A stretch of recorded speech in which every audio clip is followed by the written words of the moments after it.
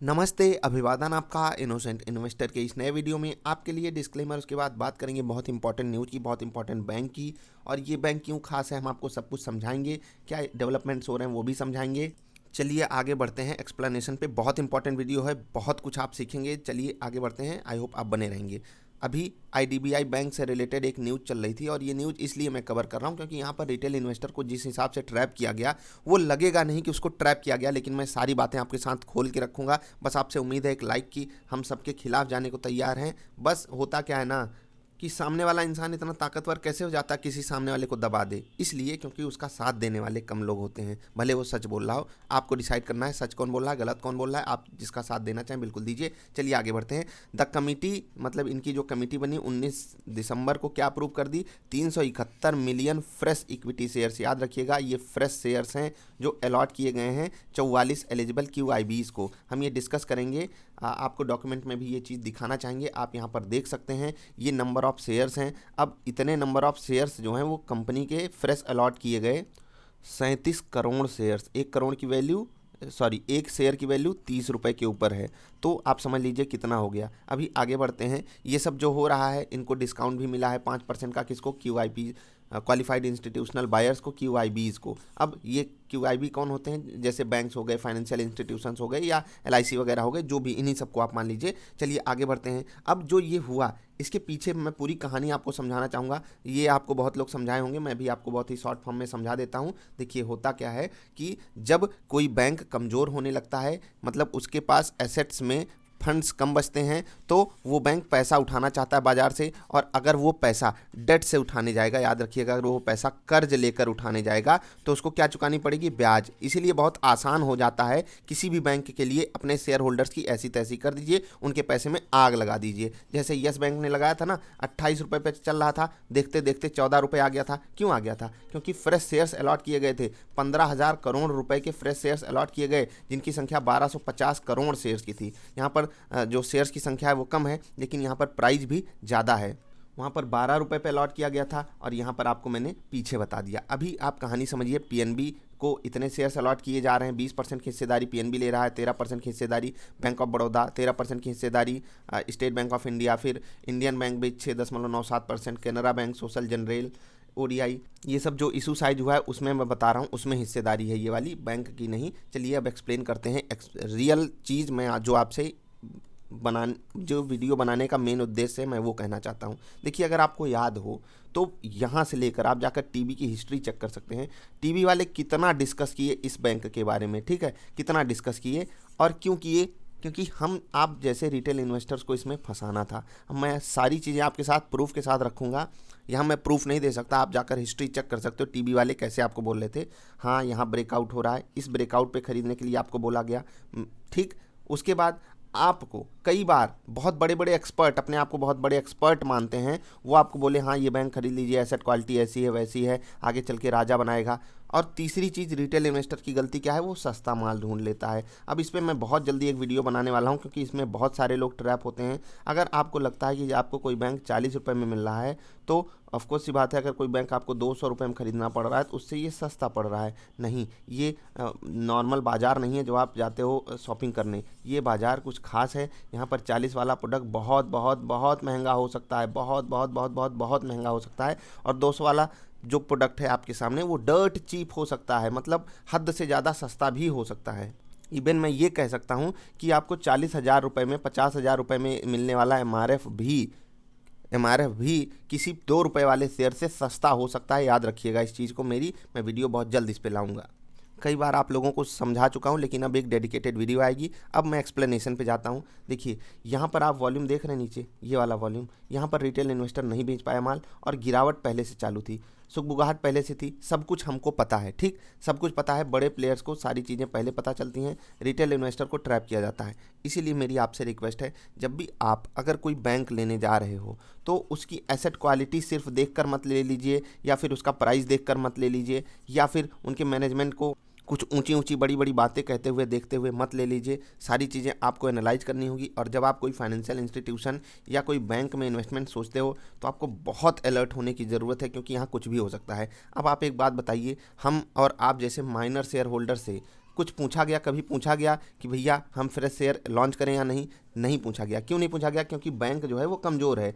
अगर वो कर्ज से पैसा उठाते तो उनको ज़्यादा पैसा देना पड़ता, इसीलिए वो इक्विटी लाए और फ्रेश इक्विटी जारी कर दी, अपने ही बैंक के फ्रेश शेयर्स अलॉट कर दिए, वो भी डिस्काउंट पे कर दिए। अब आप एक बात बताइए, अगर करना ही था तो नॉर्मल रेट पे बेचते। अब आप एक बात बताइए ये वाली भी कि जो बड़े बैंक्स हैं, जो जो ये हिस्सेदारी खरीदे हैं, मैंने आपको इनके नाम भी दिखाए, इनको आप ही का माल सस्ता थमाया गया और आपको महंगा कौन थमाया? टीवी वाले। आप खुद भी, बहुत सारे लोग खुद भी ले लेते हैं कि चलो सस्ता है मैं ले लेता हूँ, लेकिन ज़्यादा चांसेस हैं कि आप किसी के कहने पे यहाँ फंसे हो, किसी फ्रेंड के कहने पे, किसी रिलेटिव के कहने पे, या फिर टीवी वाले तो एक्सपर्ट हैं ही, और आजकल तो यूट्यूब वाले महा एक्सपर्ट हो गए हैं, ये आपको गजब का ज्ञान देते हैं। हाँ हाँ, ये इकलौता बैंक है, 2 रुपए का बैंक, 5 रुपए का बैंक, ये आपको राजा बनाएंगे। अगर भाई इतनी ही खूबी थी तो 25-30 रुपए पे ही क्यों अटके हैं? कुछ और कमाल कर रहे होते। चलिए हम चार्ट थोड़ा सा एक्सप्लेन करेंगे और आपको कुछ बातें बहुत इंपॉर्टेंट और समझानी है। अगर आप कोई बैंक का लॉन्ग टर्म चार्ट देखा करो और बिल्कुल एक डाउन ट्रेंड में हो, तो आपको वहाँ कुछ बातें तो निकाल लेनी चाहिए कि कोई टीवी वाला कुछ भी बक रहा हो।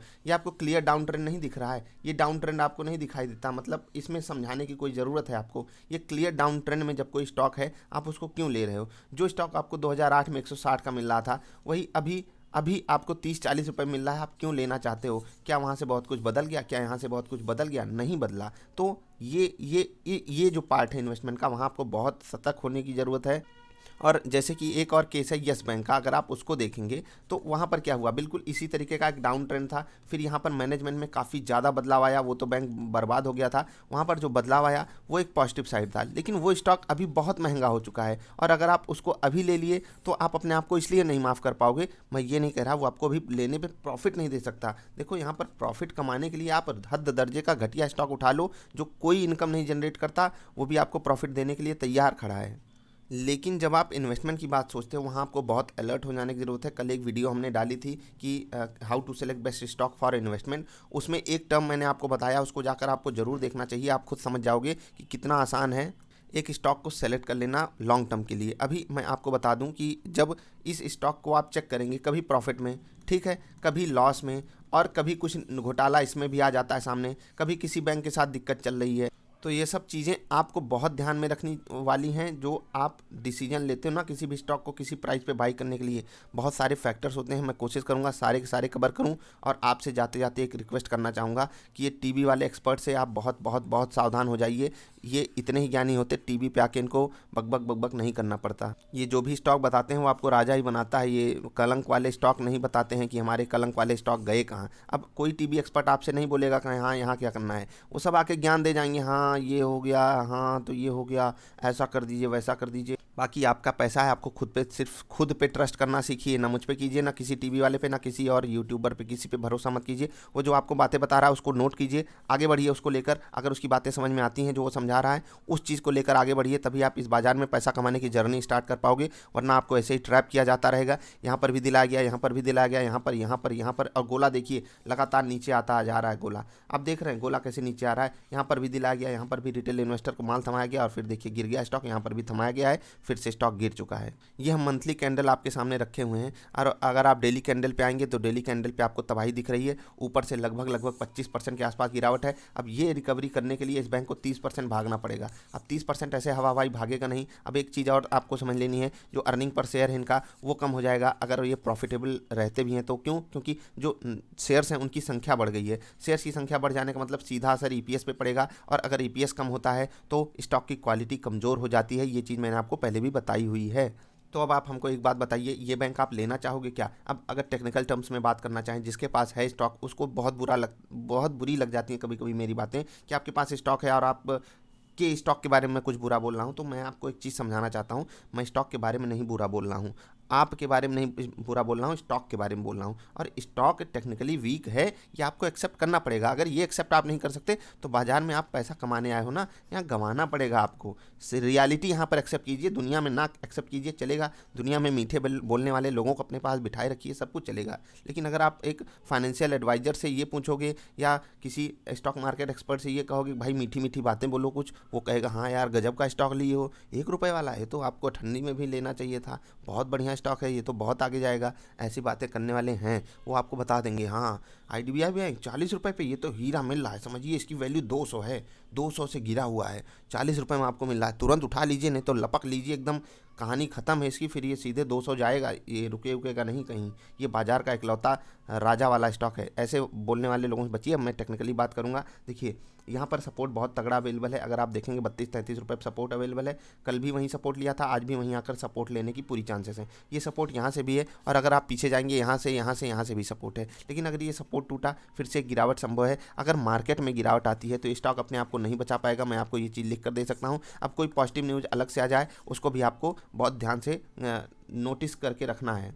और एक चीज़ और मैं आपको समझाना चाहूँगा, क्या जो सबसे इम्पॉर्टेंट चीज़ है कि जो बैंक पैसा उठा रहे हैं वो कमज़ोर क्वालिटी के बैंक हैं, थोड़ा सा सावधान हो जाइए। कोई आपको बोले बहुत मजबूत है, अलर्ट हो जाइए, क्योंकि ये पैसा उठा चुके हैं तो इनको पैसा मिला हुआ है, तो उससे ये बेटर परफॉर्म करने के मतलब लेवल पे जा रहे हैं, तो ये एक पॉजिटिव साइड है। बिल्कुल देखिए सब कुछ नेगेटिव नहीं हो सकता है, तो ये भी एक पॉजिटिव साइड है। ब्रांड वैल्यू भी कुछ दिक्कत है नहीं इसमें, तो ब्रांड वैल्यू भी आपको पता है IDBI किसका बच्चा है, ये LIC का बच्चा है, आपको पता होगा LIC की यहाँ पर बहुत बड़ी हिस्सेदारी है। तो ये सब चीज़ें आप अगर लेकर चलोगे तो ये कुछ पॉजिटिव साइड्स हैं, तो आप अगर सपोर्ट ढूंढ रहे हो तो यहाँ कहीं ढूंढिएगा। बाकी आपने स्टॉक गलत क्वालिटी का नहीं लिया है, ध्यान दीजिएगा, गलत समय वाला स्टॉक ले लिया है, मतलब इनका समय नहीं सही चल रहा है, आपको बस इतना समझना होगा। कोविड आ गया, कोरोना से झेलना है इनको, NPAs वगैरह बढ़ेंगे तो उसको किस हिसाब से टैकल करेंगे। अगर फंड नहीं रहा, बाजार गिर गई, QIP सस्ते में लानी पड़ती, सारी चीज़ें इनके फेवर में नहीं जाती, इसीलिए सही वक्त पे लाए हैं। मौके पे चौका इन्होंने मारा है, आप भी मौके पे चौका मारना सीखिए, मार्केट को सीखना समझना चालू कीजिए। और इसके लिए कोई किसी को पैसा देने की ज़रूरत नहीं है, किसी से आप बनी बनाई सर्विस लेंगे उसका पैसा लग सकता है, लेकिन सीखना बिल्कुल फ्री है, मुझे तो यही पता है। और बहुत सारे लोग आपको बहुत ही वैल्यूएबल इन्फॉर्मेशन देते हैं, उनको फॉलो कीजिए, आगे बढ़िए, सब कुछ आपको मिलता रहेगा। अभी के लिए इतना ही, मिलेंगे फिर से। वीडियो पसंद आई लाइक कर देना, चैनल पसंद आया तो सब्सक्राइब कर लेना। Bye bye.